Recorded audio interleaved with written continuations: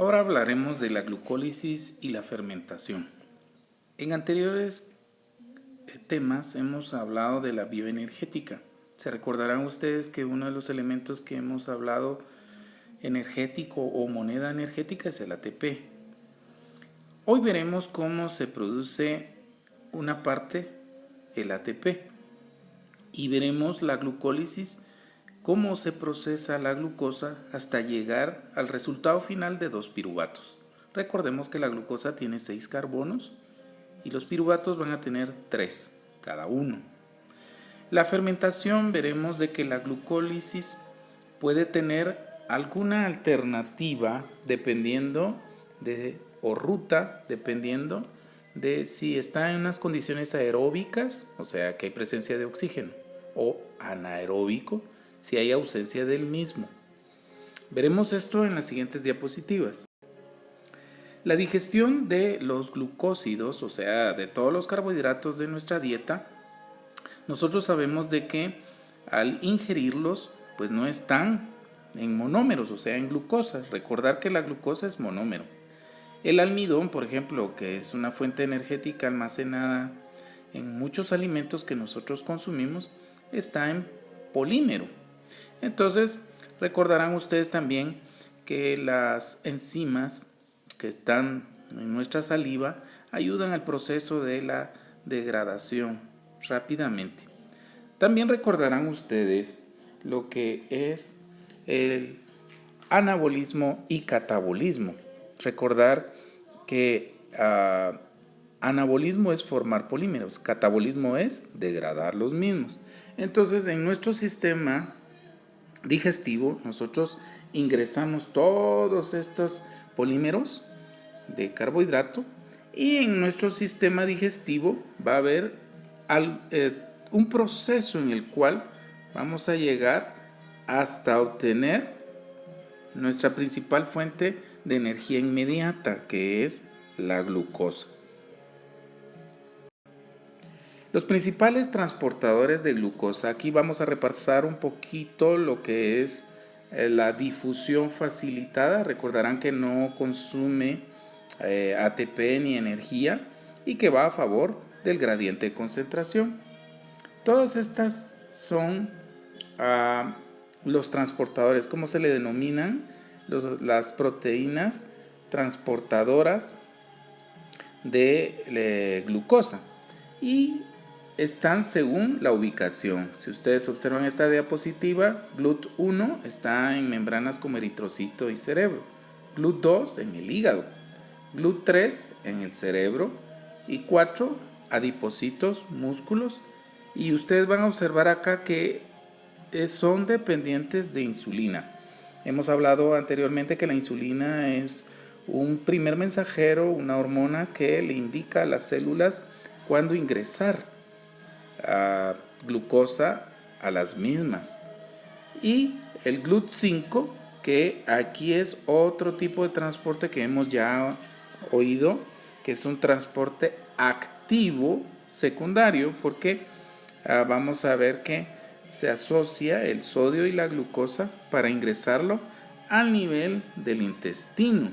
Aquí vemos esta imagen, cómo la glucosa se asocia con el sodio y esto pues,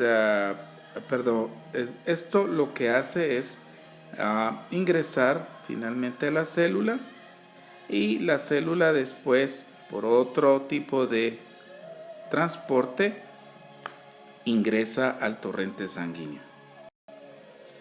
Aquí vemos un ejemplo como la insulina que hemos hablado. Es importante cuando la insulina llega a un receptor de membrana, le indica a la célula que debe enviar a la superficie de la membrana todos aquellos receptores o transportadores, mejor dicho, de glucosa.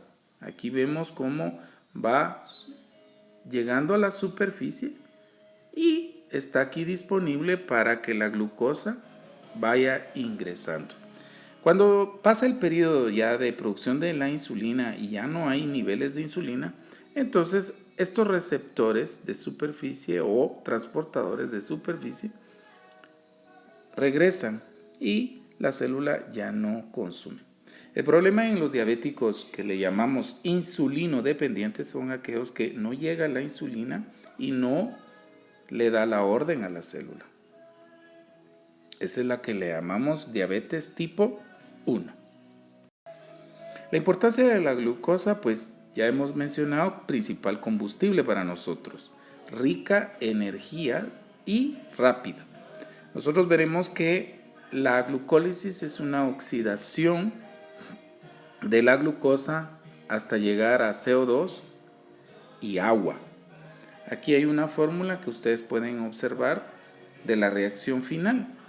Glucosa, 6 oxígenos y va a producir al final 6 CO2, 6 moléculas de agua y finalmente la energía, 2840 kilojoules por mol.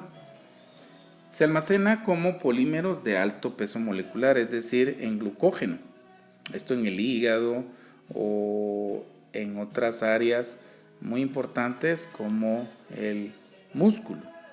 Aumenta las necesidades energéticas porque se libera rápidamente también. Cuando está en glucógeno, no está en una forma almacenada, pero cuando necesitamos echar mano de ella, puede liberarse rápidamente. Su degradación pues proporciona gran cantidad de metabolitos que servirán para reacciones biosintéticas. Los 3 destinos son almacenamiento, como hablamos en el caso del glucógeno, oxidación vía glucólisis, que es lo que estamos viendo ahorita, y oxidación vía pentosas fosfato, que vamos a ver que produce ATPs. Aquí vemos los destinos de la glucosa. Si ustedes ven el glucógeno, digamos que está en el hígado o en el músculo, está en una forma de almacenamiento. Y cuando nosotros ingresamos glucosa, pues la reserva energética la llevamos a glucógeno. Pero también podemos tener que la glucosa puede ser consumida en ese momento que ustedes coman. Por ejemplo, en un ejercicio el atleta ingresa cantidades previas al evento y entonces come mucho carbohidrato, pastas, miel, un banano, por ejemplo, y eso le va a servir de molécula energética, la glucosa, inmediata. Pero digamos que no va a ser un ejercicio, vamos a estar acostados, no vamos a hacer nada, pues esa glucosa se va a ir a almacenarse en forma de glucógeno. Si digamos la glucosa es liberada o es consumida, nosotros vamos a ver que el resultado final en lo que se llama glucólisis, que estamos aquí, que es oxidación de la glucosa, puede llegar a piruvato y de ahí se decide qué va a hacer. En el caso del humano, en condiciones aeróbicas, va hacia la mitocondria, que veremos la semana entrante, y se va a formar en acetilcoenzima A. Y luego vamos a ir viendo lo que va a ocurrir dentro de la mitocondria. Digamos que hay condiciones anaeróbicas. Hemos hablado de que el músculo excesivamente, cuando trabaja, puede llegarse a consumir mucho el oxígeno, entonces entra en un periodo de hipoxia, o sea, condiciones anaeróbicas transitorias. Entonces la célula no puede agarrar esta ruta y entonces transitoriamente lo que hace es formar lactato. Eso es lo que le llamamos la fermentación láctica. Recordar que el humano solo puede tener esta y esta ruta. En el caso de los vegetales o bacterias también algunas pueden formar en condiciones aeróbicas la fermentación alcohólica, que sus productos van a ser etanol y CO2. En el experimento que ustedes observaron de fermentación, vieron cómo los globos estaban inflándose y el producto de esa expansión del globo es las burbujas de CO2 que andaban las levaduras. Nuestra levadura entró en una fermentación alcohólica. Las glucólisis, entonces veremos que se desarrolla en todos los tejidos. Este es importante recordar, la glucólisis se da a nivel de citosol. O sea, todo lo que es la glucólisis desde glucosa a piruvato está dentro del citosol. Las dos fases que usualmente se han desarrollado es la preparatoria y los beneficios, que son 5 reacciones. Vamos a ver que en la preparatoria se consumen 2 ATP. Esa es una reacción endergónica. Pero también vemos que produce 4 ATPs. Esa es una reacción exergónica. También se producen 2 NADH, que son transportadores de electrones. Y vamos a ver que la ganancia neta, que no es ganancia total, lo mismo. Ganancia total es todo lo que yo produje, pero ganancia neta es todo lo que yo producí menos lo que yo invertí. Entonces nuestra ganancia neta va a ser 4 menos 2, serán 2 ATPs ganancia neta. Vamos a ver que también hay intermediarios fosforilados y es lo que les decía, que produce ATP. Estas moléculas que se van produciendo, síntesis de ATP. 3 tipos de transformaciones químicas se dice que hay. La degradación del carbono de glucosa hasta piruvato. La fosforilación del ADP al ATP, que son lo que estamos mencionando aquí arriba. Y la transferencia de electrones NAD formando NADH, que son estos dos que se producen y que van a ir finalmente a la mitocondria. Aquí vemos una etapa desde lo que es la glucosa hasta llegar a 2 piruvatos. Recuerden que una glucosa da 2 piruvatos. Y no es necesario en este curso de biología recordarse cada una de estas etapas. Esto lo harán en bioquímica el año entrante. Pero sí recordar algunas partes de la bioenergética que nos interesan en este año. Y es, por ejemplo, que se consumen 2 ATPs, donde aquí están ubicados en verde, y vamos a ver que el hecho de ingresar ATP es para fosforilar la molécula de glucosa y después fosforilar la molécula de fructosa, que es un isómero. Vamos a ver que también van a producir, dijimos, 2 NADH, 2 transportadores de electrones. Y en 2 etapas se van a producir 2 ATPs más otros 2 ATPs que están en rojo. Esto, si ustedes miran la flecha, es producir, sacar. Eso dijimos que es exergónico.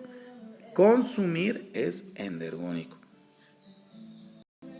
Aquí vemos la molécula de la glucosa. Recordar que son 6 carbonos y el piruvato van a ser 3. La fase preparatoria, pues solo recordar que en esta fase preparatoria se consumen los ATPs. Vemos aquí la flecha como ATP queda finalmente en ADP. ¿Por qué? Porque donó un fósforo a la glucosa en este caso, o un fósforo de nuevo aquí en la fructosa. Vamos a ver que en la fase de beneficios, o sea, beneficio energético, se producen 2 NADH y en 2 puntos dijimos 2 ATPs más otros 2 ATPs son finalmente 4 ATPs. La glucólisis anaerobia, vamos a ver en el humano el lactato, que es el resultado de esta fermentación.